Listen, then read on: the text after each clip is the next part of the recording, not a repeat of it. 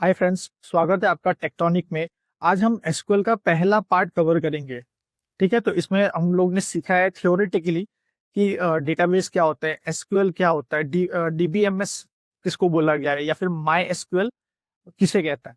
साथ में हम लोग ने यहाँ पे कुछ रियल वर्ल्ड एग्जांपल्स को भी लिया है। ठीक है, तो अगर आप लोग बिगिनर हो या फिर आपका क्लास 10 का बोर्ड आ रहा है या फिर क्लास 12 में हो, ठीक है, तो रिवीजन पर्पस के लिए भी आप लोग ये वीडियो देख सकते हो। ठीक है, तो चलिए शुरू करते हैं। तो पहले तो हम लोग समझते हैं कि एसक्यूएल किसको बोला गया है या फिर एसक्यूएल क्या है। एसक्यूएल का फुल फॉर्म है स्ट्रक्चर्ड क्वेरी लैंग्वेज। एसक्यूएल एक स्टैंडर्ड लैंग्वेज है जो डेटा को स्टोर, रिट्रीव, मॉडिफाई और डिलीट करने के काम में आता है। ठीक है, तो ये एक रिलेशनल डेटाबेस में काम करती है जिसके हेल्प से हम लोग एक डेटाबेस को क्रिएट कर सकते हैं, कोई भी टेबल्स को क्रिएट कर सकते हैं या फिर वो वहां पे डेटास को एंट्री कर सकते हैं। अब ये जो डेटा एसक्यूएल है ना, ये ना बहुत इंग्लिश लाइक कमांड्स के हेल्प से यूज किया जाता है। यहाँ पे हम लोग को बेसिकली कमांड देना होता है, और ये जो कमांड है ना, ये प्रोग्रामिंग लैंग्वेज जैसा नहीं है जहाँ पे हम लोग को सिंटेक्स याद रखना है, हेडर फाइल्स याद रखने हैं। तो वैसा कुछ नहीं है, ये सिंपल एक इंग्लिश सेंटेंस जैसा लिखा जाएगा जिसके हेल्प से हम लोग कोई भी डेटा को एंट्री या फिर डिलीट या फिर मॉडिफाई कर सकते हैं।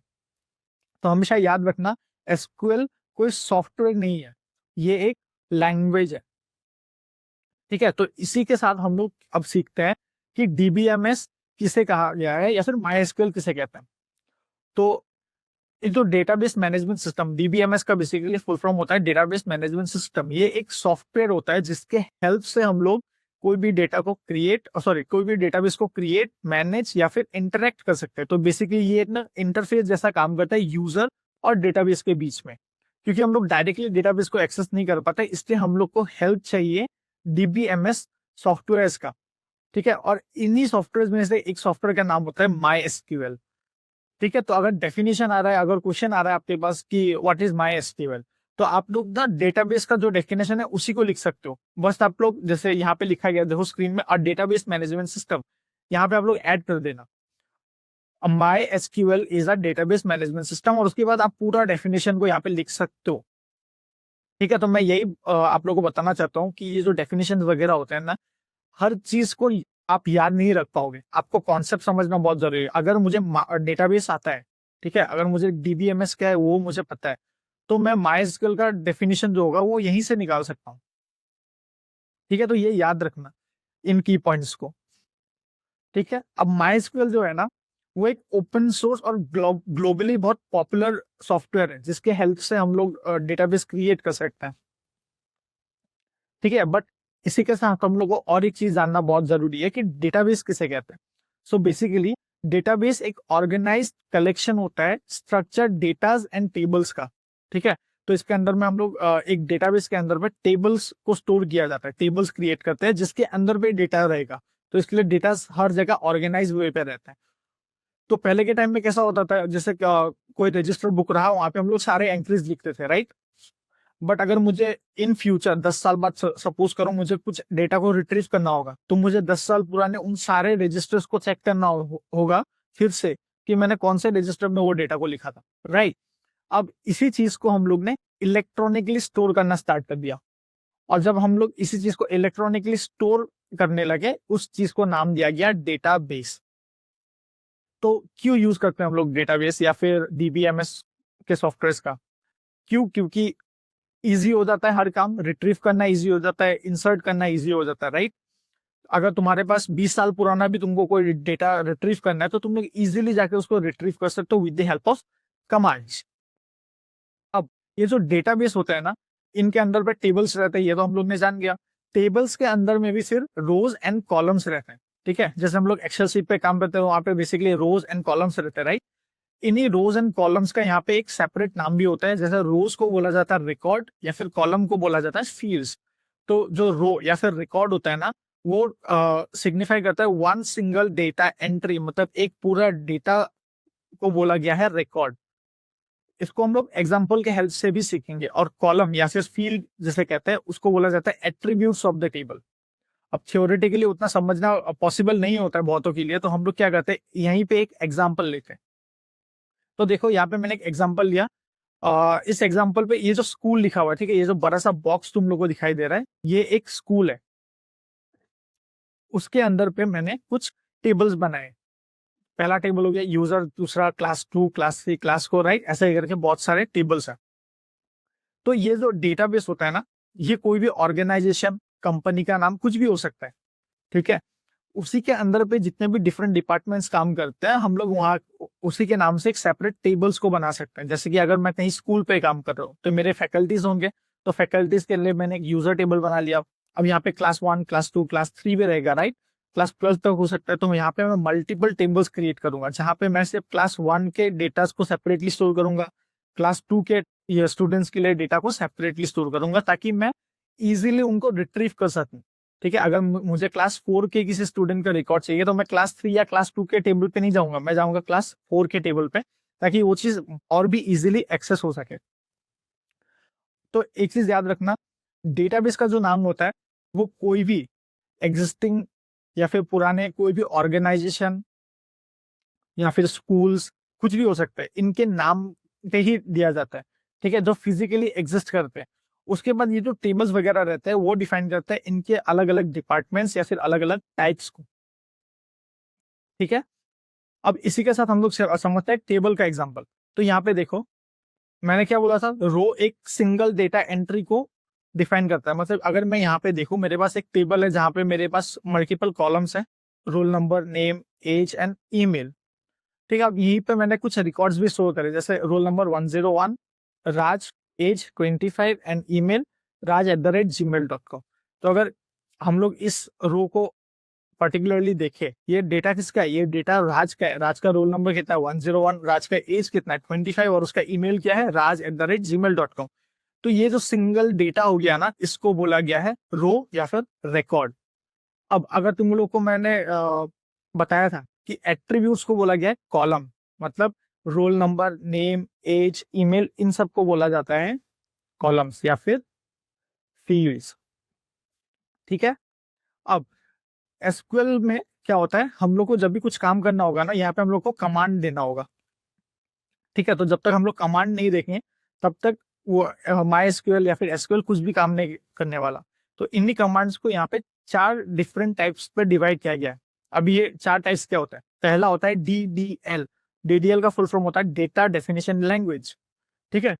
तो इसके हेल्प से हम लोग डेटाबेस का जो स्ट्रक्चर होता है उसको डिफाइन कर सकते हैं, ठीक है। जैसे कि अगर मुझे कोई डेटाबेस बनाना है, ऑल्टर करना है, या फिर मुझे अगर उसको डिलीट कर देना है या फिर छोटा करना है, तब हम लोग यूज करेंगे डीडीएल कमांड्स का, ठीक है। तो बेसिकली जब भी स्टार्टिंग हम लोग काम करेंगे, हम लोग हमेशा डीडीएल कमांड का यूज करेंगे। क्यों? क्योंकि मुझे डेटाबेस क्रिएट करना होगा, ठीक है।